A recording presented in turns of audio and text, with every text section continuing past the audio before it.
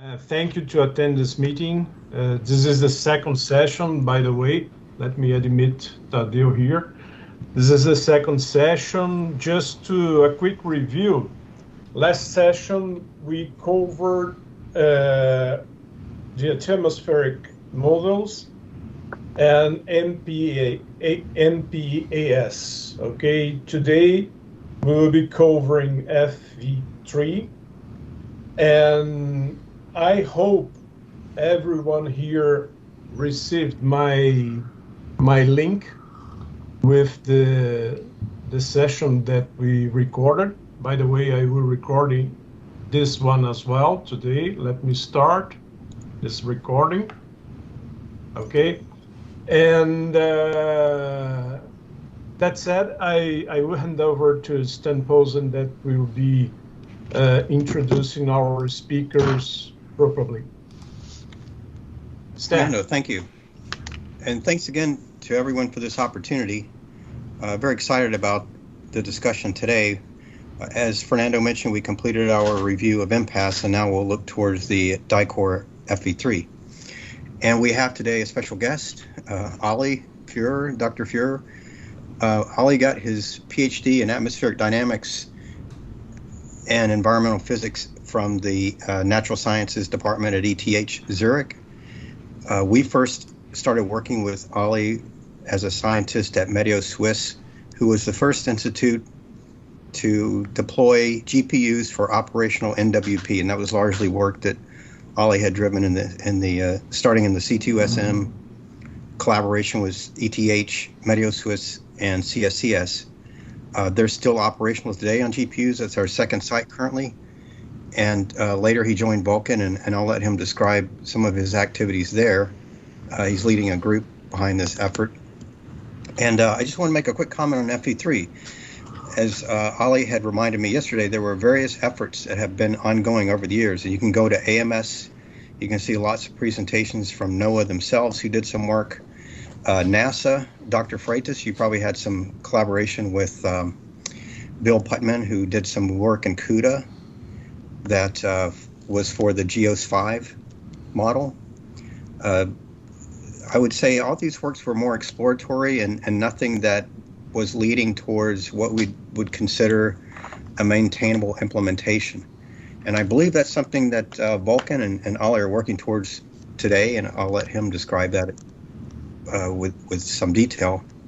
But we really see an opportunity now to finally get NOAA, NASA, some of these organizations moving, and they're collaborating closely with Vulkan on this project.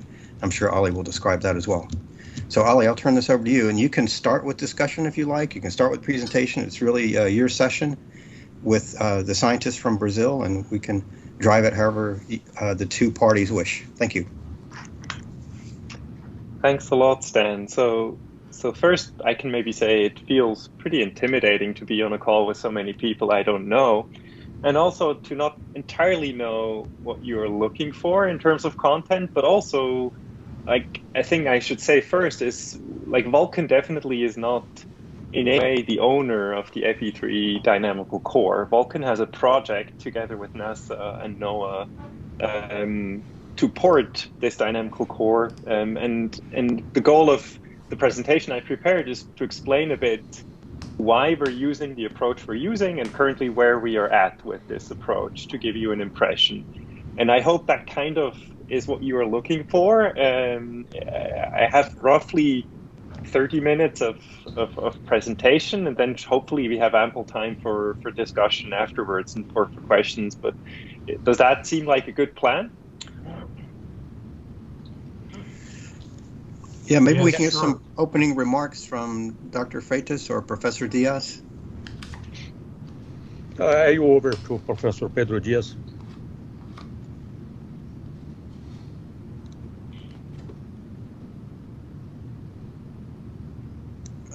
I saw Professor Diaz on the call. Yep. Yep. Pedro, you want to say a few words to introduce the meeting?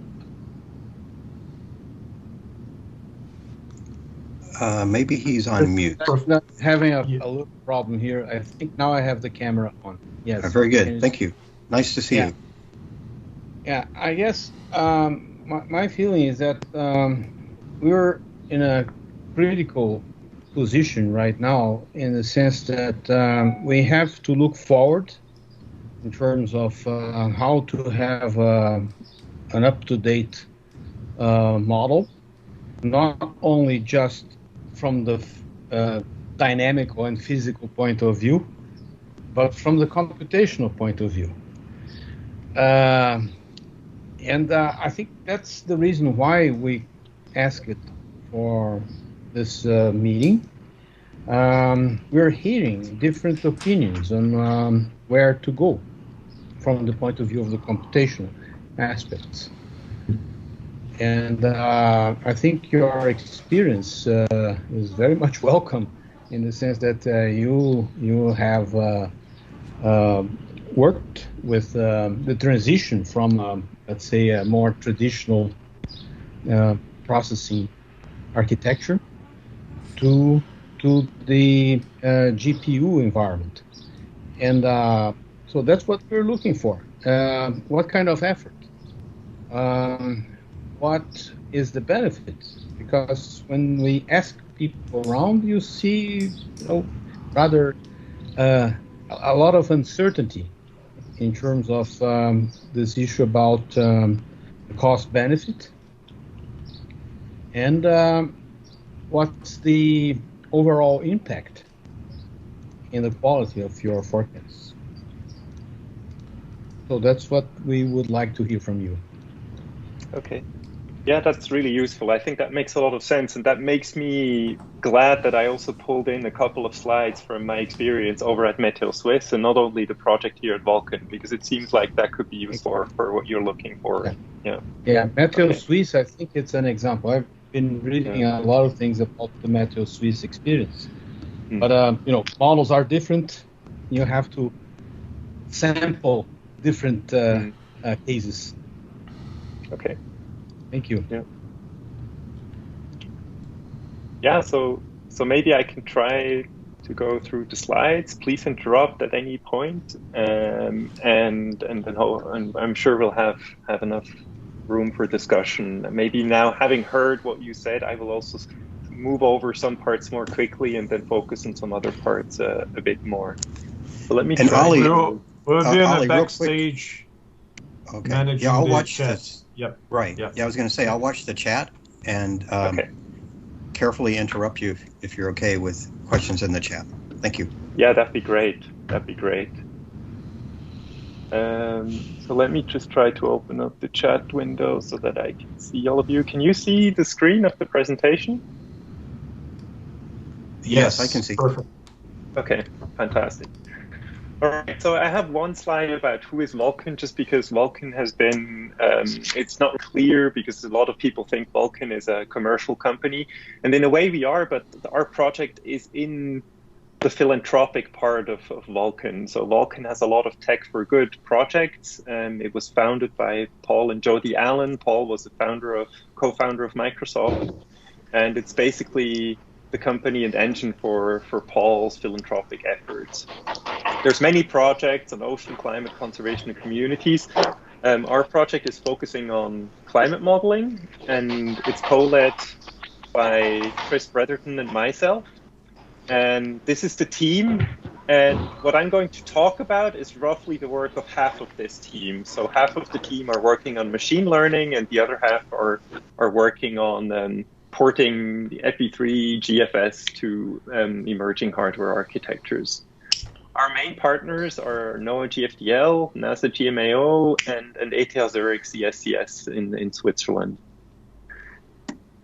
All right, so my personal experience stems from Meteo Swiss. So I worked at Meteo Swiss starting in 2008. And in 2010, we started looking at Cosmo and thinking about what we should do with the regional model Cosmo. And what our plans for in terms of actually operational implementations were pretty clear. We wanted to move from a 7-kilometer deterministic and 2-kilometer deterministic model to a 2-kilometer ensemble and a 1-kilometer deterministic, and then over a period of 4 years, and then over a period of another 4 years, entirely move to an ensemble-based system with 2 ensembles, one at 2 kilometers resolution and one at 1 kilometer resolution, with 21 and 11 members, one covering 5 days into the future and one covering 33 hours, mostly driven by the needs of aviation. And if you think about what increasing computational cost this is, it's essentially a factor of 29 over 4 years, and then another factor of 9 over the next 4 years. And then obviously, just following Moore's law, this is something that is not possible.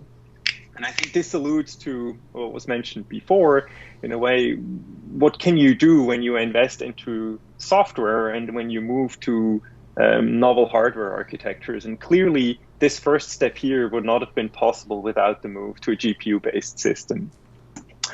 And so these moves were always accompanied by system upgrades. Maybe you'll laugh about how small these systems are. These are the systems that Meteo Swiss runs operationally. And the first system we were running on was an AMD Opteron system. And the next system was an NVIDIA K80 system. And now the current operational system is an NVIDIA V100 based system. And I think the main point here I want to make is these upgrades were possible with constant budget for procurement and operations of these hardware architectures or these high-performance computers, but they were always accompanied by an investment into the software.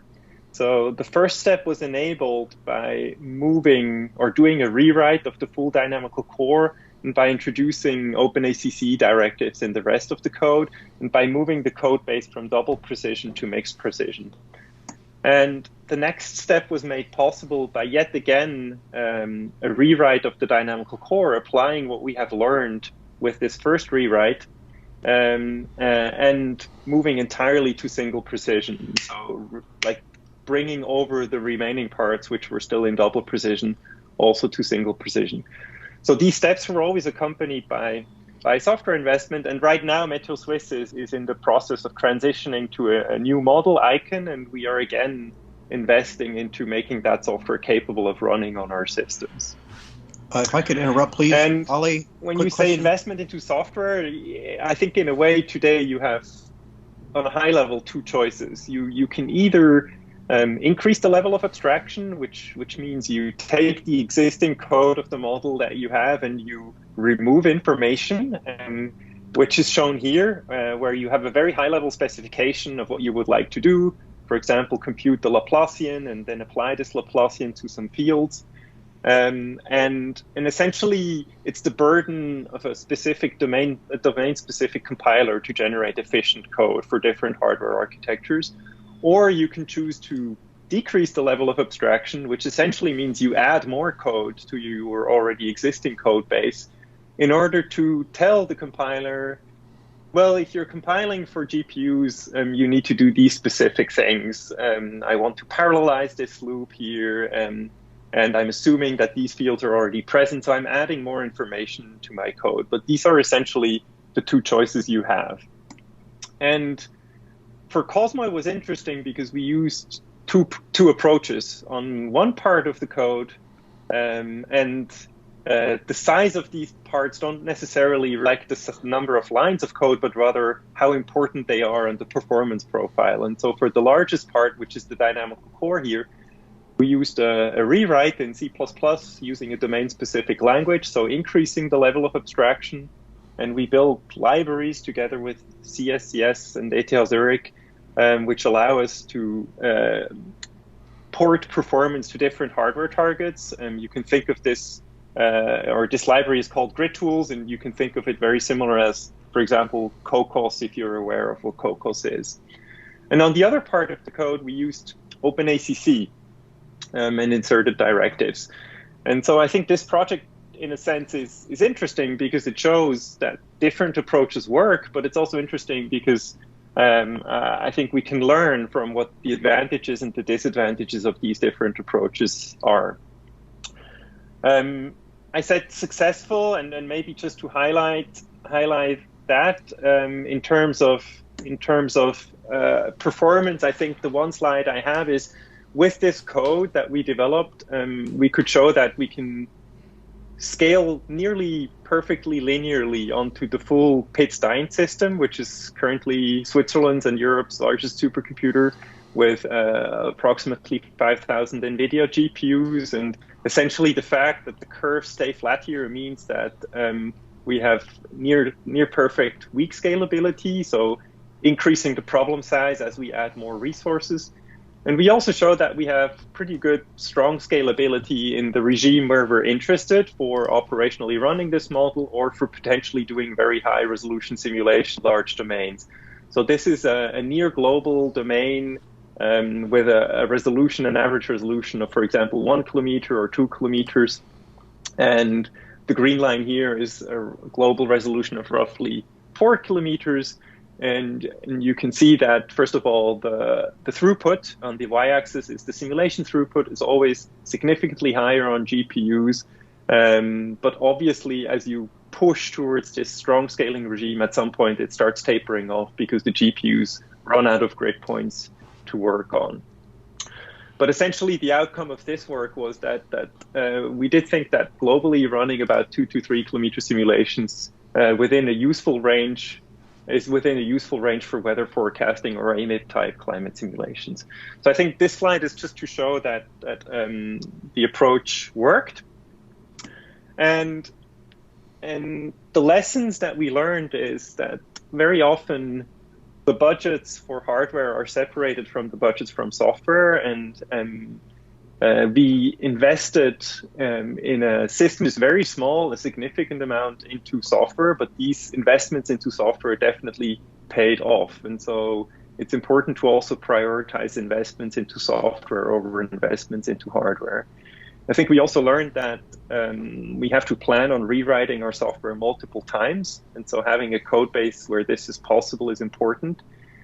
Our experience has been that increasing the level of abstraction is harder initially, but pays off in the long run.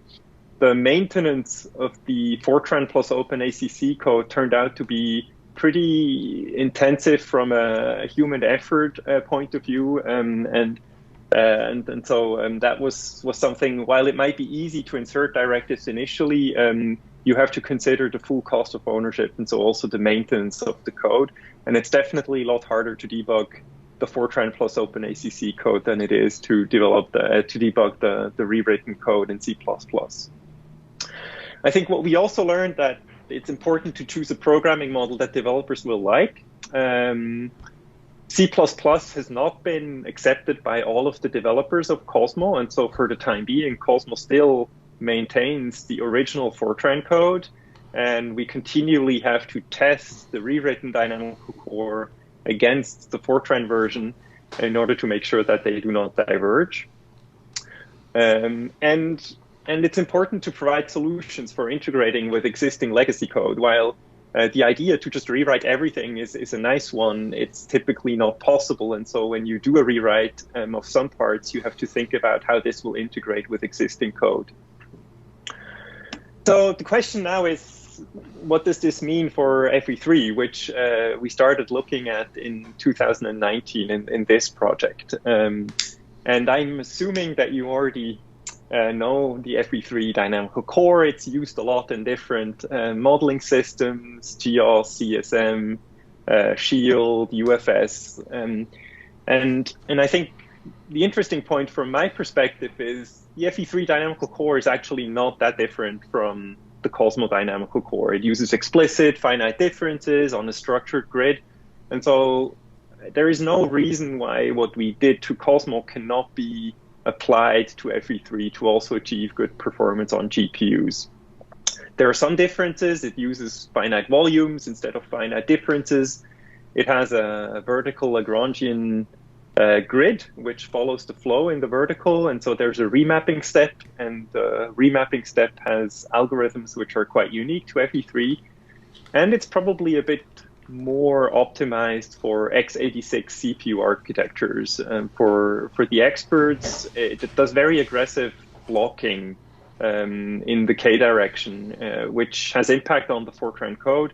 And so it's not so easy to have a Fortran code base which runs both efficiently on GPUs as well as CPUs, because the blocked version clearly is very cache friendly on CPUs, but is very unfriendly to GPUs. And so it's not very easy for FV3 to achieve a single Fortran code base that inserting OpenACC, which actually achieves good performance for both architectures, without doing some significant refactoring. And I think this has also been found by Marc Gauvet when he investigated the FV3 dynamical core.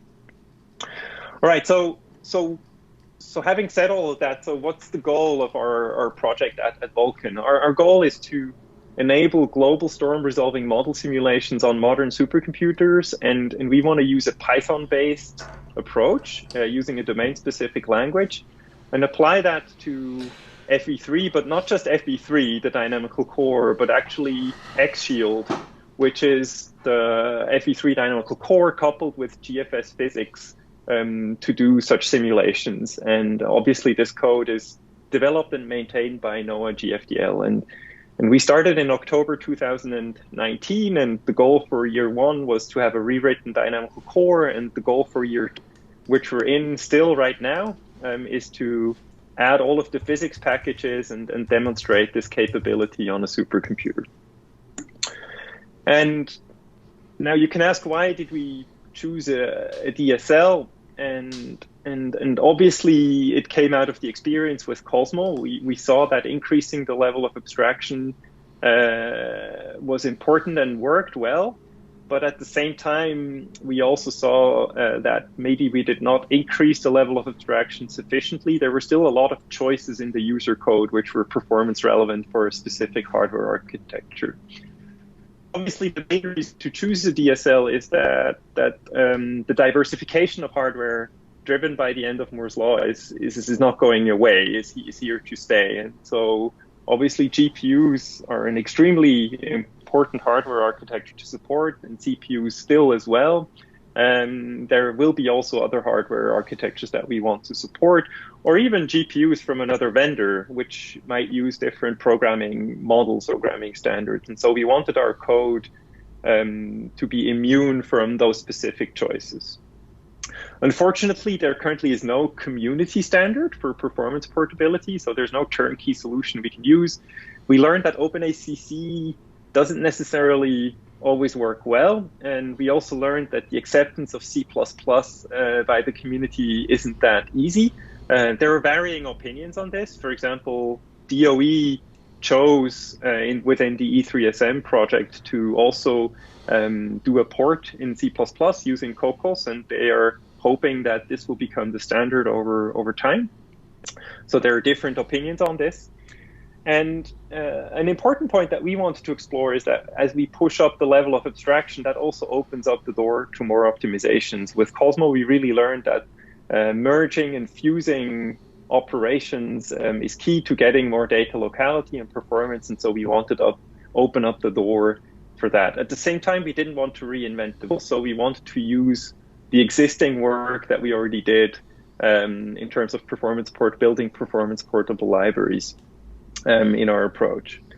And so the approach we chose is a DSL called GT4Pi, which has been originally developed by ZSCS. And it's an open source, open development project. We currently have 3 developers that are contributing towards this project. And so I would say it's an ongoing collaboration between CSCS, Meteo Swiss, and Vulkan. It's part of the Grid Tools ecosystem, which is an ecosystem of tools tools and libraries for weather and climate. And GT4Pi is embedded in Python, and I'll show what this means afterwards. And there's a strong emphasis on tight integration with the scientific Python stack. There's currently 3 main weather and climate applications which are exploring the use of GT4Pi. There is eSIMWF, which is doing a port of their IFS FVM using GT4Pi. Meteo Swiss is exploring the port of the ICON model using GT4Pi, and then Vulkan, we are exploring the use of FV3 GFS using GT4Pi. Now, I have one slide that explains a bit what a DSL actually means.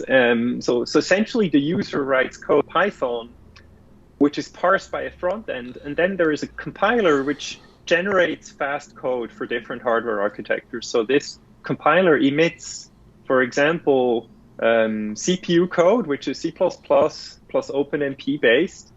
This code gets compiled, this code gets compiled and linked back into Python. So the user can call this function, and the Python code is no longer executed that he wrote, but instead the generated and compiled code that has been compiled is being executed. And hopefully this code is fast. And so this also works for GPUs. Maybe you are aware of tools like Numba, which also have a very similar approach, essentially doing just-in-time compilation of Python code to GPUs. Now, obviously, this approach is driven a lot by where the machine learning world is moving towards. Libraries like TensorFlow are fantastic examples of domain-specific tools for machine learning, where the user can write very high-level code in terms of defining neural networks, and then this code is compiled and executed, be it on CPUs or GPUs or CPUs, and the user doesn't have to worry about this execution. And so clearly this approach is motivated by what the whole machine learning world is currently doing. Why Python? Essentially two reasons. First reason is we think that the acceptance by the atmospheric and data science community will be a lot better than C++, because essentially weather and climate scientists already use Python for their analysis or visualization work. And there's a very mature integration with IDEs, a huge ecosystem of packages that we can use. There's GPU support. And we can also have interactive workflows using Jupyter Notebooks. I'll show an example of that. Okay, so how does this look? So this, again, is a Laplacian operator implemented in GT4Pi. So this is how we implement, actually, the FV3 dynamical core. We can write functions, and we can use these functions to execute computations. And for those of you who have never seen a DSL, this DSL essentially just provides a very high-level interface to write down the discretized numerics of the model. And so walking you through, there are some keywords which are DSL specific that we can use, which are provided by GT4Pi. Then we have what is called stencils, which are Python functions with an enhanced syntax that can use these keywords. We can call functions, so that allows us to increase the reuse of operators. Typically in Fortran, one would inline this operator here, but since GT4Pi provides overhead-free functions, we can actually improve the readability and the reusability of the code significantly.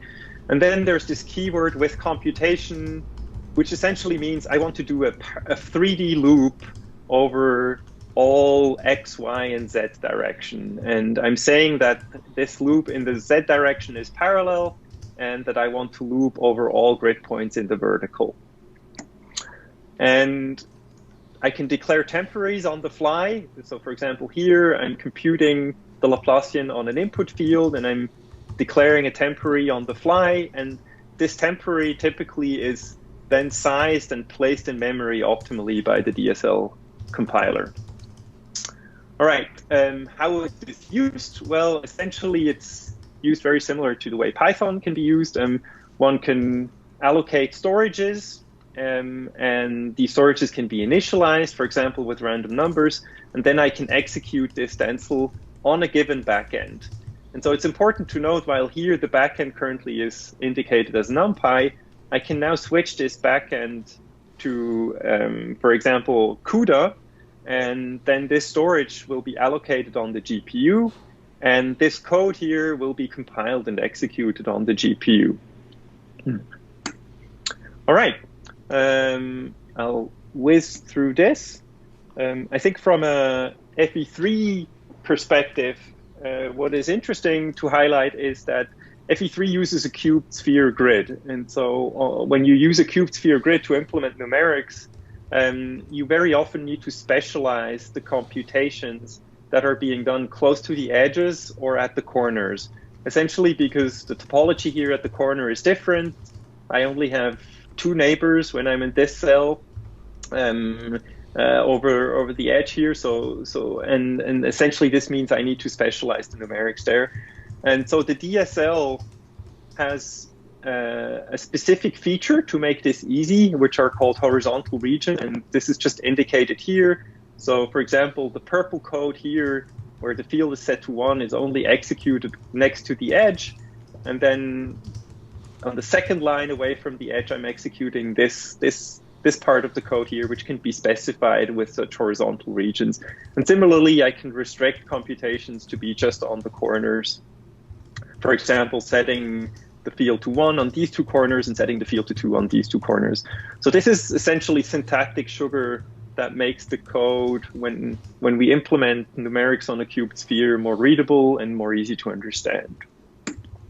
All right, so the FV3 core code that we're implementing using this DSL is also hosted on GitHub. It's freely available. I put the link here in case you were interested.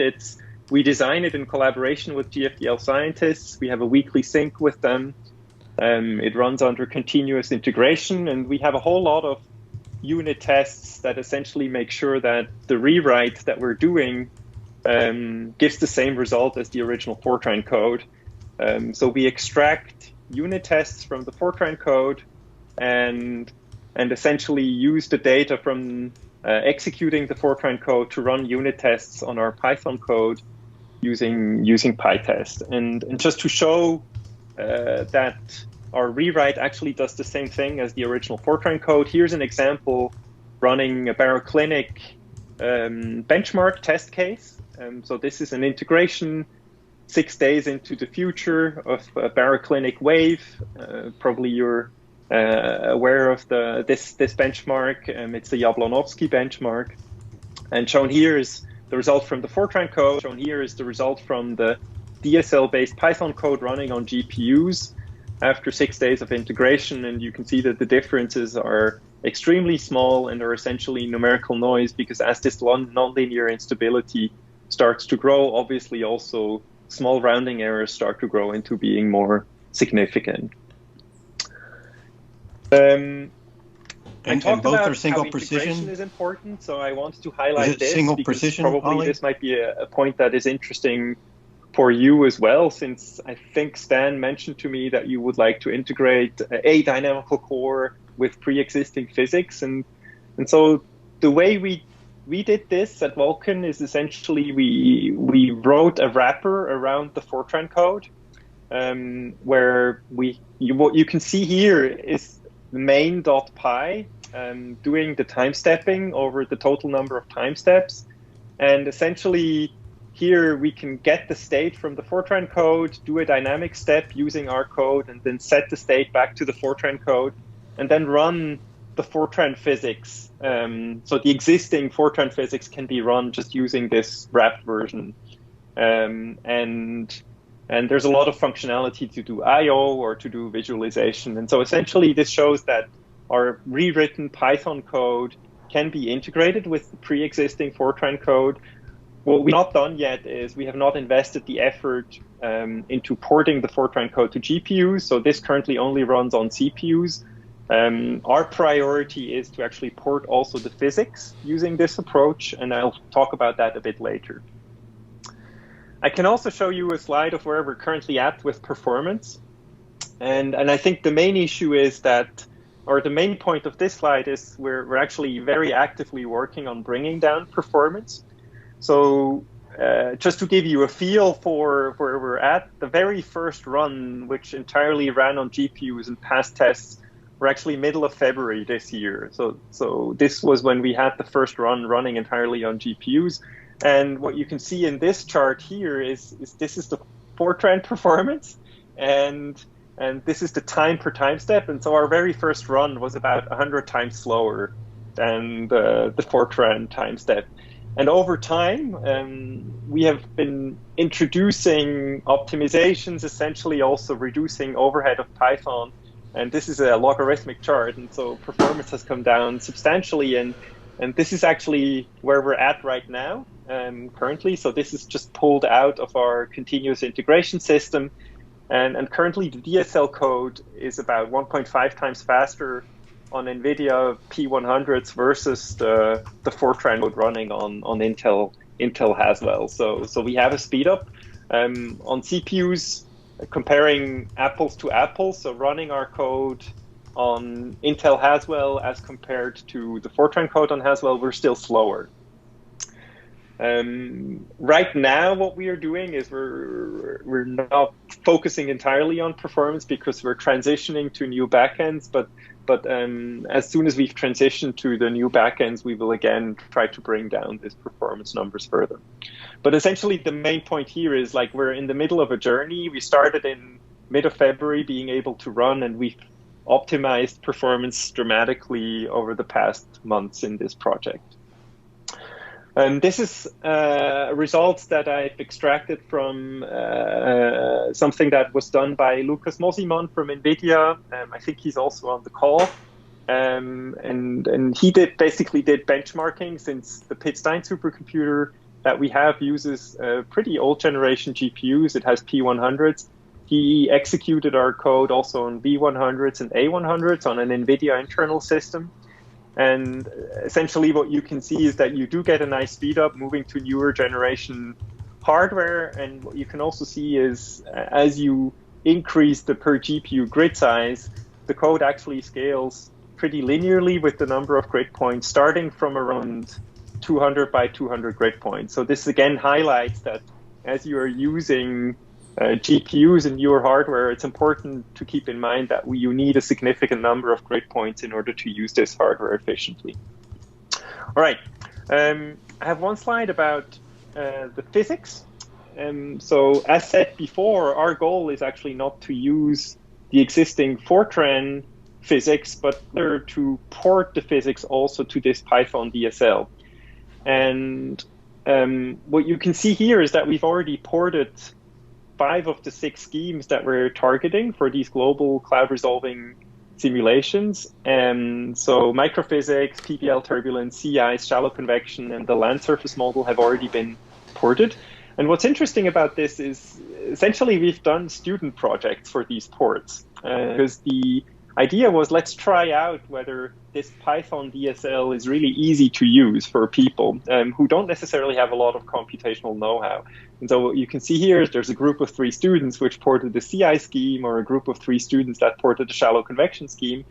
And I think the fun thing really is like these atmospheric science students who come with quite a lot of Python know-how already are able to jump in and port physical parameterizations using this DSL, and within a pretty short time period, then also have a code which runs on GPUs without doing a lot of specific GPU porting work, which is really exciting to see. Currently, we're working on the radiation scheme. So this is an intern from the University of Washington who is working with us. And so he already has a shortwave part of the radiation scheme ported, and currently is working on the longwave part of our GMG. In terms of performance, I just extracted the microphysics as performance. So here you can see that comparing the Fortran reference against our DSL implementation on CPU, we're roughly on par, still a bit slower. And on the GPU, we have a significant speed up in terms of runtime. So I think the physics parameterizations essentially showed it is feasible to get performance to be on par on CPU as compared to the Fortran code, and to get significant speed up out. For the dynamical core, we just still have to do the work in order to get there. All right, the last point I would like to make before talking about the effort we've invested so far is very often people only think about GPU porting, but they don't really think a lot about whether the porting approach they use also is efficient in terms of the ecosystem.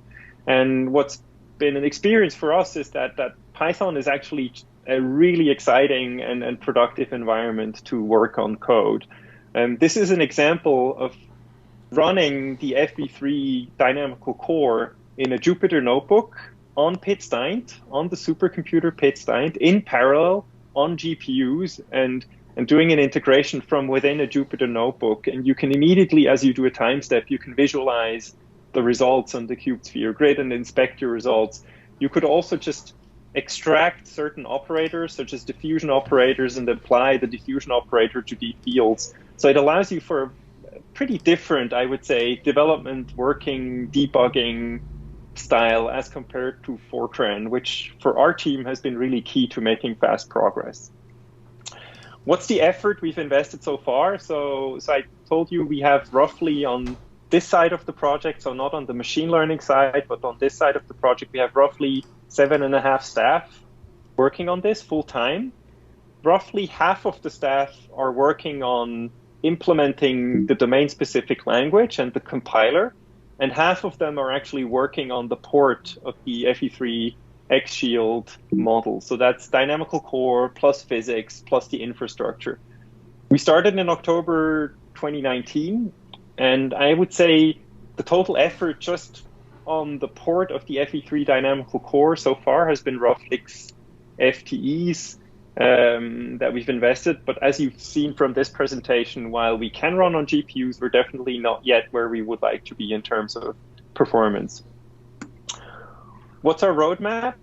Our roadmap currently is to integrate the physics with the dynamical core. We already have 2 physical packages integrated with the dynamical core, and we're adding on the other physical packages. And we're in the middle of shifting to newer code generation backends, including what we call a plain CUDA backend, which hopefully gives us more opportunities to then also improve performance. And as soon as we've done this shift, we would like to focus back again on improving performance of these new backends, and in the end demonstrate a global storm resolving simulation at scale on PIT-Stat. So running this code roughly on 5000 P100 GPUs to demonstrate that this is actually feasible. And I think that's it from my side. I hope I touched upon some of the points that were interesting for you, and I'm definitely game for answering some of the questions you might have or going more into details.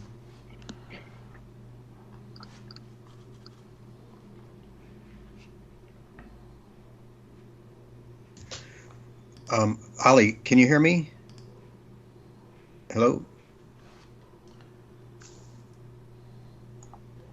Nice, then I can hear you. So I already see a question there. Was the validation test all single precision? No, we do test in double precision, and then we do a single run in single precision to make sure that the results look okay as well. But most of our testing is in double precision, essentially because in double precision, it's easier to distinguish between rounding error and actual bugs in the code. Typically, the difference between rounding error and actual bugs is larger in double precision as compared to single precision. Then there's a question, how was the experience about the interaction between computational developers and meteorologists when developing the code using a DSL? I think I answered partially that we had students which were just supervised by somebody from the team. I think there's a ramp up in terms of learning how this DSL works. We have a tutorial for this DSL, which is roughly a 1-week tutorial where people are walked through all of the features of the DSL and they can work on examples themselves. And essentially, we have all people work through this tutorial, and then I would say people can pretty much use GT4Pi to work on their own. I think the main difficulty typically is if you have a pre-existing Fortran code, you need a methodology to test that your port is doing the same thing as the existing Fortran code. And so we have an infrastructure that I briefly touched upon for making sure, and we typically use standalone physics codes for these ports in order to make testing easier. So there's a bit of infrastructure, and typically we help people with that infrastructure. Did you mention problems with incremental development with OpenACC? Could you be more specific? So I think OpenACC is very easy to get into. It's very easy to port things with OpenACC, but I think it's pretty hard to port a full code base and maintain a full code base with Cosmo. I think one example I can give you is OpenACC has no safety. If somebody makes a modification in the code and just forgets to insert the OpenACC statement, this code is executed on CU, and there's no safety at all that, hey, this field is being modified on CPU and it's using an outdated copy. So it's the user responsibility to synchronize data between CPUs and GPUs. Obviously, unified memory can make that a bit easier, but the OpenACC model nevertheless uses the same symbol for memory on the CPU and for memory on the GPU, which makes it pretty hard to debug when you have an issue. And so I would probably say, even if you decide to use OpenACC, it is worthwhile investing into refactoring your code base to make it safer and easier to use for OpenACC. I think just thinking about like having a Fortran code and incrementally inserting OpenACC statements might not necessarily overall be lowest effort. Did you try to develop using Cocos or Raja, which is created for... Okay, so one of the developers that I have on my team is actually a Raja developer, and he essentially built a Raja backend to GT4Pi. And so the reason why I say it is, I think GT4Pi really is on a different level. You can think of Cocos and Raja being targets for code generation. So you have this high-level Python code, and then C++ code is being generated. And reusing Cocos or Raja for this generated code actually makes a lot of sense. And so we typically reuse Grid Tools, which is a library very similar to Cocos, to generate code. And so I think in a way, yes, you can use Cocos, and yes, we have experience with using libraries like Cocos or Grid Tools, and we have a developer on our team who's actually a C++ developer of Raja previously.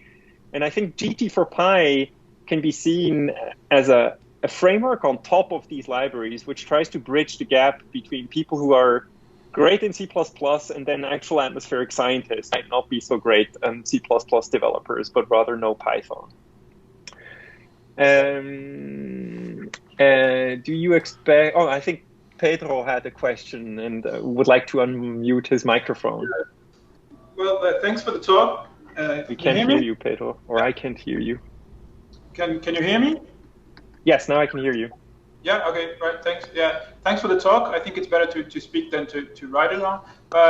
So one of the things that I'm worried about the DSL kind of framework, well, I'm following the FireDrake development, which is related to the NetOffice things. And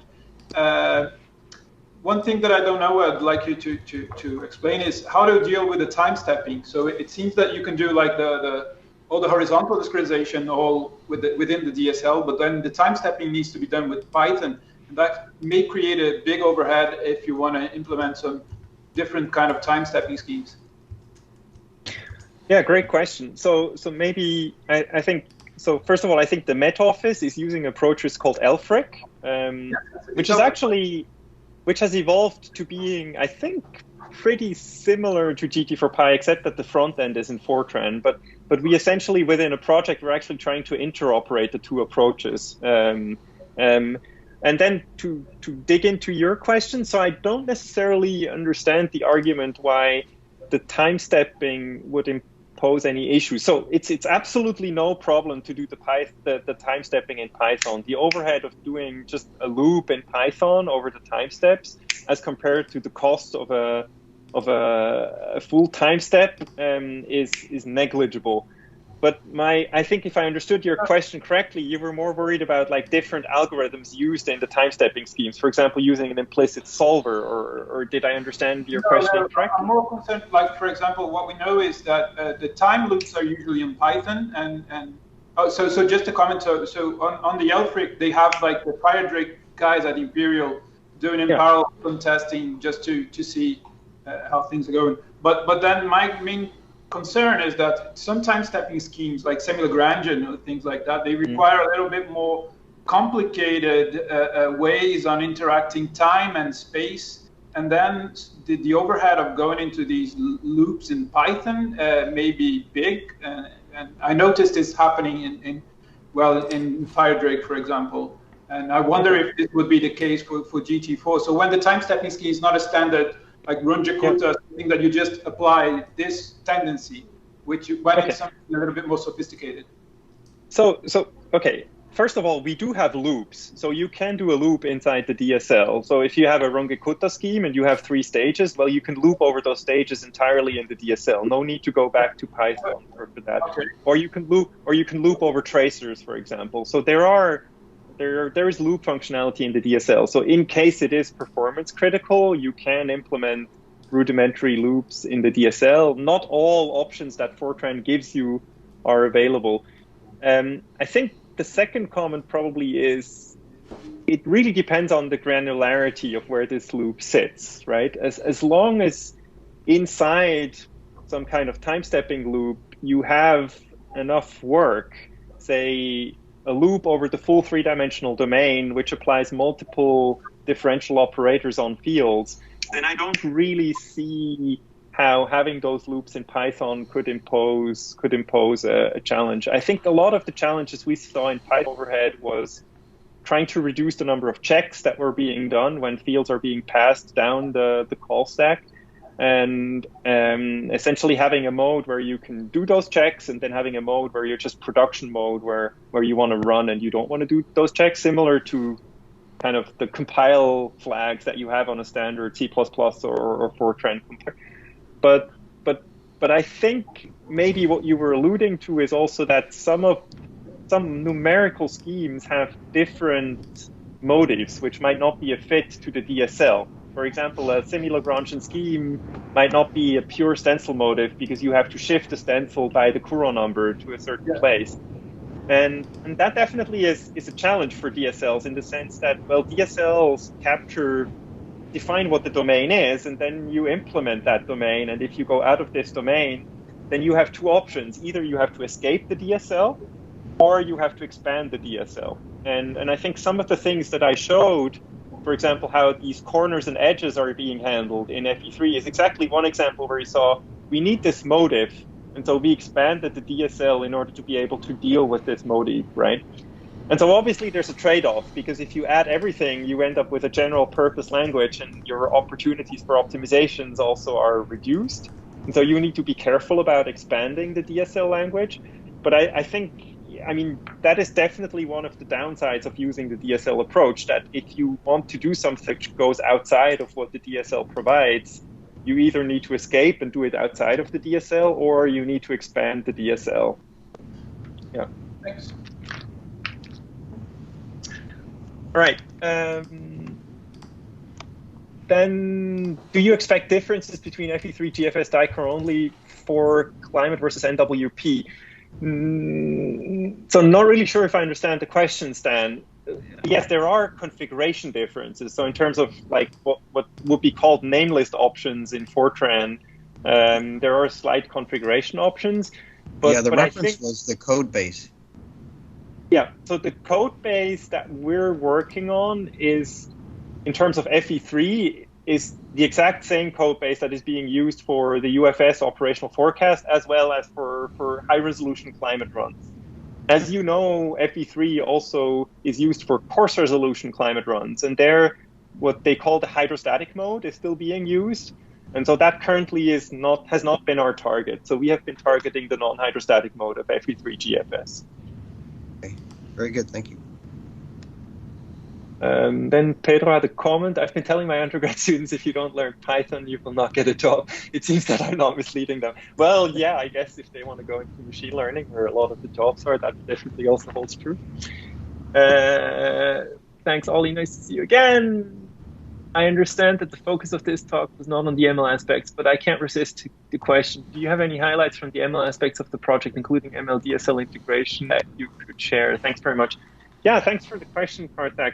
I think essentially the highlight is, so maybe to give context for the other people who are on this call, the other half of our effort is trying to apply machine learning to both emulate physics packages with the goal of making them faster, because the machine learning variants of the physics schemes would run naturally on GPUs and would run very fast on GPUs, but also to use high-resolution simulations to learn and improve the accuracy of coarser resolution simulations. So this can be called corrective machine learning, where essentially you have a a machine learning-based parameterization which tries to apply some of the knowledge it has gained from the high-resolution simulations.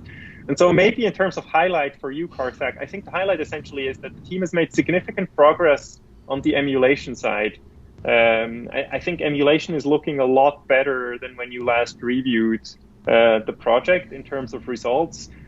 So sometimes I'm scratching my head whether all this effort we are investing to rewrite the physics is actually well invested, or whether we should not plan on using the emulated versions of the physics. And because it's starting to look really good on the emulation front, essentially for microphysics and the PBL scheme.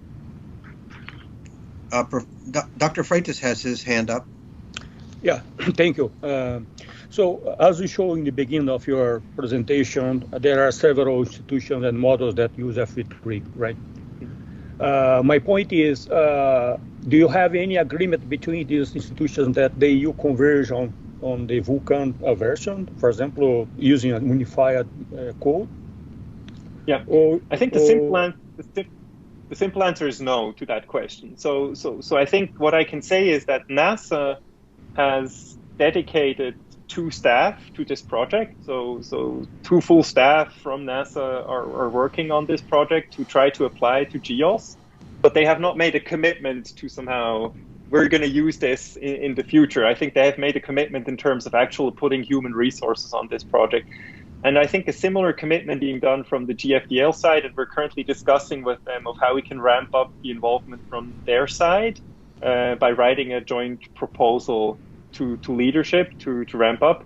But there is not a commitment from both of those institutions that this is going to be the code base that they will use in the future, which I think I'm trying to convey to you as open and image of this as possible. I think it's fair to say that like nobody has done this before. This is clearly a high risk, high payoff project, I think. And I think if this works and if this is adopted, I think it could be really fantastic in terms of changing also how the people work and develop these models. But I think we first also have to show that this can actually fly and this can work, right? So I also understand, especially with my Meteo Swiss background, that probably right now it's too early to say that the global weather service forecast will be based as code within a three-year time frame.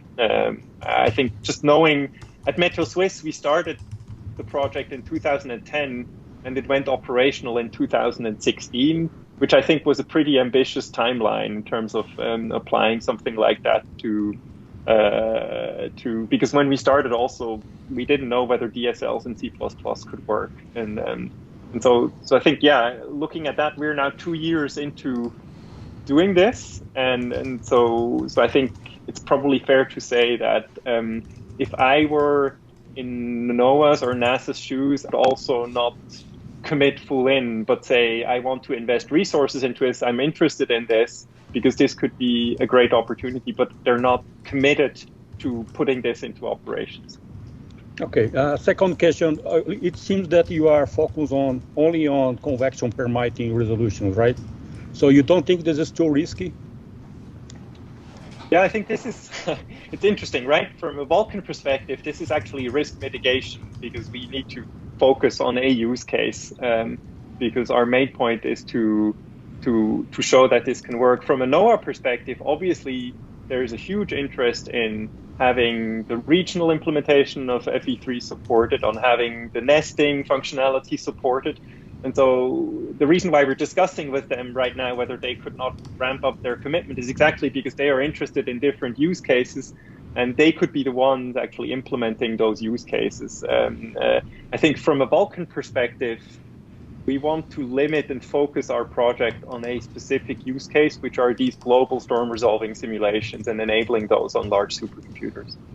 I hope that answered your question, but I think from my Vulkan project perspective, I need to limit the number of flying wheels I have and how many use cases I need to support in order to be able to first show success with that. And then we can grow the code base to support more use cases. It is in no way exclusive. Like, I'm not saying our approach cannot be applied to these other use cases. It's just that for the time being, we want to build out a success for this use case, and then we can think about growing it to other use cases. Yeah, I think it's straightforward, but you need to include convection parameterization for deep modes also. Absolutely. Yeah. Yes, absolutely. Yeah. So the effort of porting a parameterization is roughly 1 month for a person who is skilled in the DSL, I would say. Yeah, that's been our overall average experience. Obviously, there's some more complicated parameterizations with, for example, the radiation scheme. And then there are simpler parameterizations, such as the CI scheme, which is currently the GFS CI scheme, which are easier. But on average, it's been roughly a month effort of somebody skilled already in using the DSL.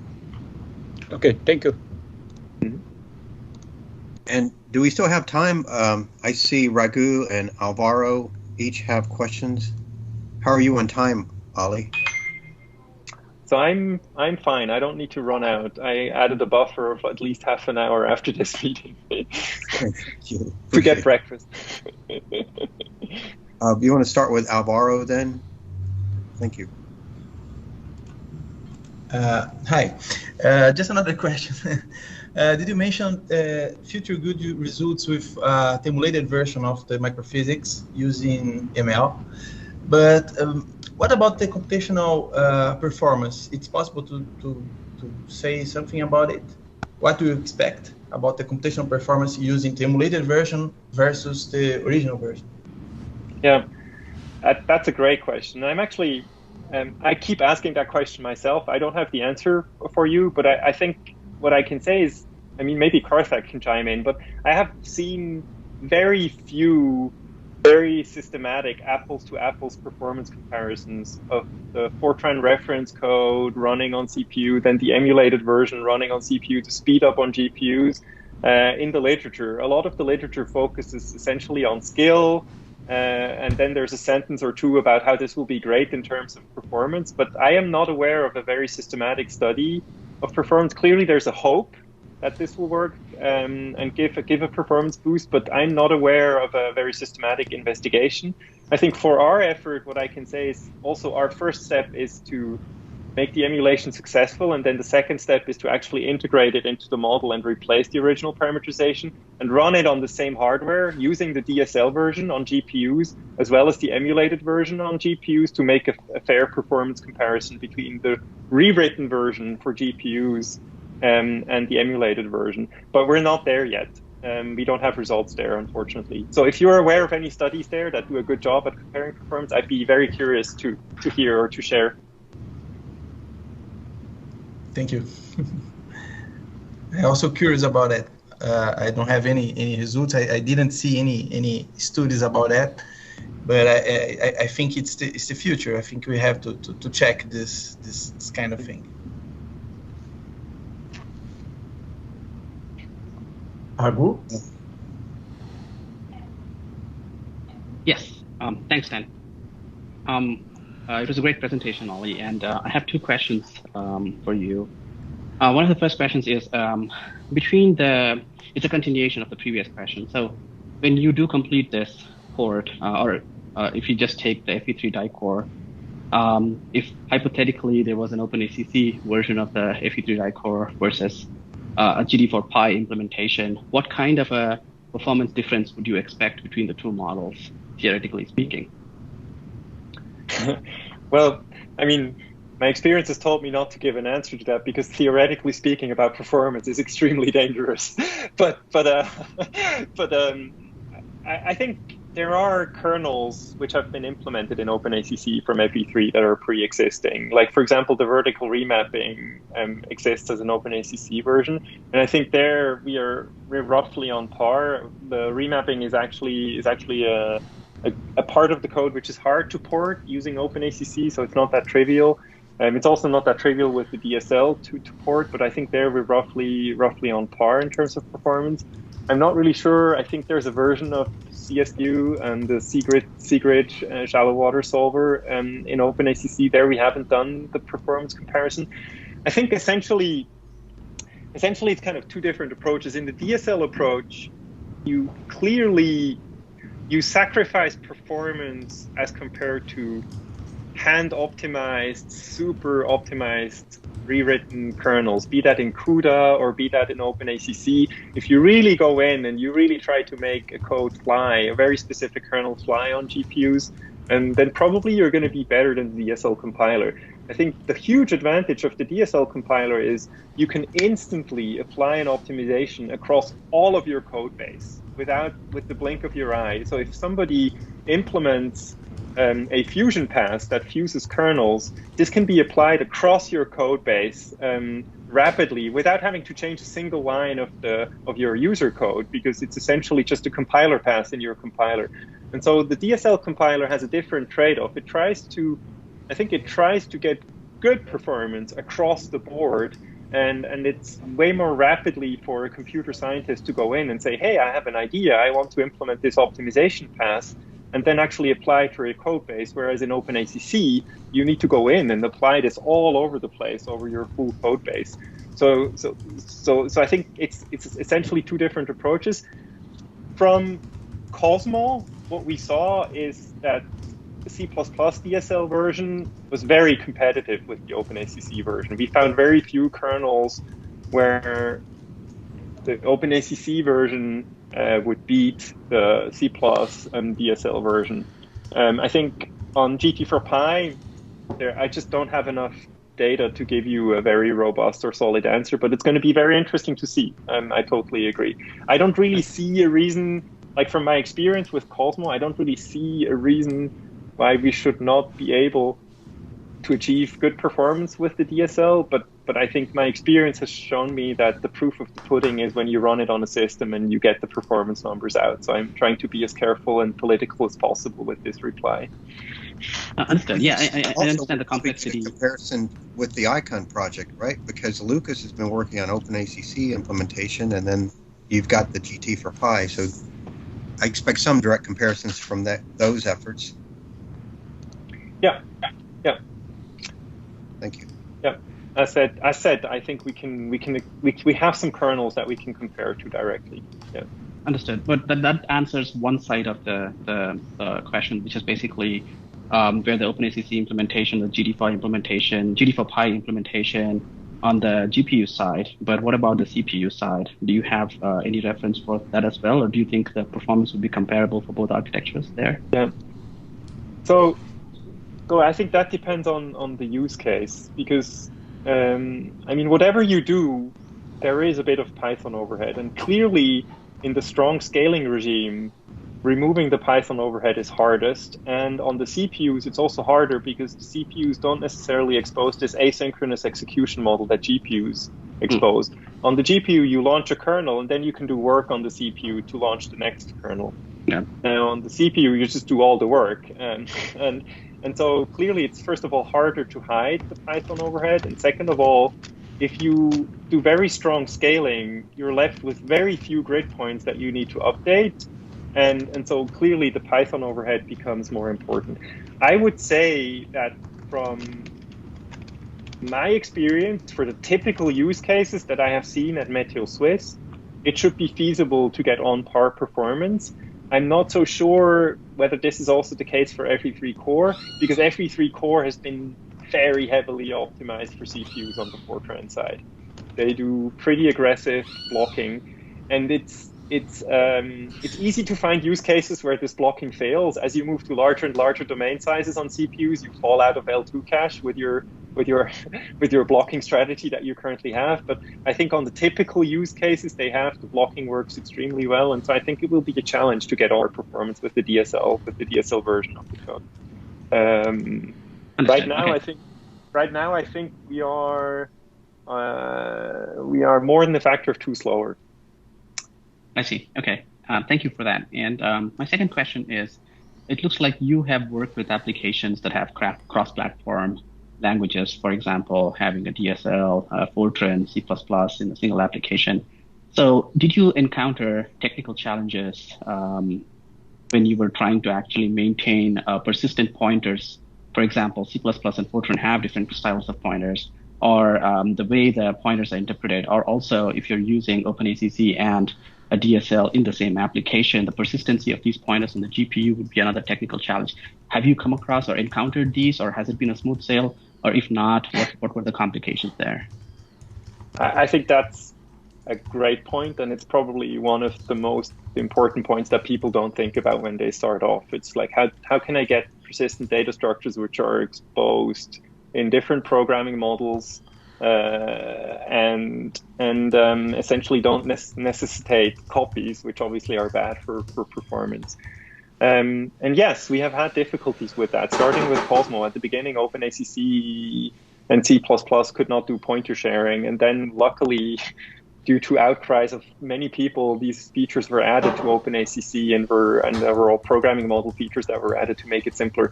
On the GT4Pi side, right now, we use the NumPy and QPy allocators to allocate memory, which can be shared with the C++ generated code. I think also the NumPy interface, array interface, does a great job or a better job than in the past at exposing the internal data structures and allowing other libraries to generate views around these data structures. But it's definitely a key point because as you saw in the code that I showed, there was this get state and set state call when we interoperated with the Fortran code. And that the question is what happens in this get state or set state call and when you move back and forth between the Fortran world and the Python world. Are there copies incurred? Are there CPU to GPU copies incurred? And obviously, if we would run the dynamical core on GPUs right now, we would have to incur copies because the Fortran physics only runs on CPUs. We can expose the same view of the fields to both the GT4Pi world as well as the Fortran world. There are also difficulties attached to that because typically the DSL actually likes to choose its own data storage format as well as alignment. So you can imagine that a CPU backend would use a different data layout than a GPU backend. And obviously, if the Fortran code is the owner of the fields and does the allocations and deallocations, you lose that opportunity for the DSL to actually proactively choose data layout formats which are optimal for a certain backend. And that imposes restrictions. So the question is, do you accept that restriction or do you rather do a copy in order to not have that restriction and have faster code? And so yes, these are hard things, and these are really key to think about when you think about implementing a whole model which has mixed languages. I think that has, from my experience, I would say in Cosmo, probably integrating the DSL version into the dynamical core was roughly the same effort as rewriting the dynamical core using the DSL, essentially because we were very ignorant about a lot of these things, and essentially also because the programming models didn't necessarily have the features we needed at the time. Things have definitely gotten better, and I think we have become more aware, but those are really key points to think about, and yes, they are sometimes hard. NASA, one scientist at NASA is working exclusively on integrating this Python rewritten dynamical core into the GEOS framework. And he's exactly working on those aspects. So he would be a good person to touch base with if you're specifically interested for this Python rewrite and interoperating it with Fortran as well. Excellent, thank you. That actually gives a lot more information than I was looking for. I look forward to your future work. Thank you so much. And Ali, there's an additional question from a guest at INPE, if you're still available, please. Yes, another follow-up, Ollie, to your head scratching about the value of porting and using sorry, it was just before that, sorry. Oh, okay, could you talk about the effort team grow to maintain the GT4Pi under the evolution of Fortran source code like FV3 Python and their libraries? Yeah, that's a good question, and I think it's really hard for me to anticipate what will happen with FV3, right? Like that really depends on the type of choices. If they stick with finite volumes the way they've done and they change the schemes a bit or the discretizations a bit, I'm not worried. We've got it covered. But if they decide to go to a discontinuous Galerkin method for the dynamical core, I think definitely the DSL front end could be more helpful to implementing discontinuous Galerkin methods than it is right now in terms of having lots of little matrices and having no abstraction for the node points on the elements right now. And so that depends a lot on what happens in terms of numerics there. And from the experience from Cosmo, I think Cosmo, we've now maintained the dynamical core for 6 years. Clearly there were some developments which were, or I would say 90% of the developments that were made on the dynamical core were very easy to implement. And then there were 10% that required a bit of head scratching and or extension of the DSL to be able to cope with it. The semi-Lagrangian advection, I think, was one of these. There was a limiter that was introduced, which had a global communication that caused a bit of head scratching. So there were I would say 10% of the changes in Cosmo, which kind of needed a bit more effort, and then the rest, the 90%, were just, we just need to implement the code and write a unit test for it, but it's essentially a flat port and the DSL works great for it. So this is hard because it's hard to say what the future looks like in terms of numerics for the FV3 dynamical core. It would probably be a question, or it would probably be a good question to ask Lucas Harris, and then I could give a more to the point answer if I had a roadmap. I know that they are working on changing the way the grids overlap. I think they have a project where they would like to do interpolation on the edges and not have overlapping grids over the edges, and so that would definitely be a change that would need interpolation in GT4Pi, which probably might mean also an extension of the DSL. So that's something I have on my radar. Yeah. And you also stated that they're investigating discontinuous Galerkin at GFDL? No, I didn't want to say that. I just wanted to mention as like one example of that would not be a great fit to the DSL that we currently have right now. It would work, but it would not be a great API to expose to any user that uses discontinuous Galerkin methods. Okay. And then so I just wanted to pick an example that came to my mind where I wanted to show like it depends on what the changes are a lot in terms of whether it falls into the scope of the DSL or whether it falls outside of the scope of the DSL. Thank you. I hope that answered Dennis's question. Very good. And Karthik had another reference comment.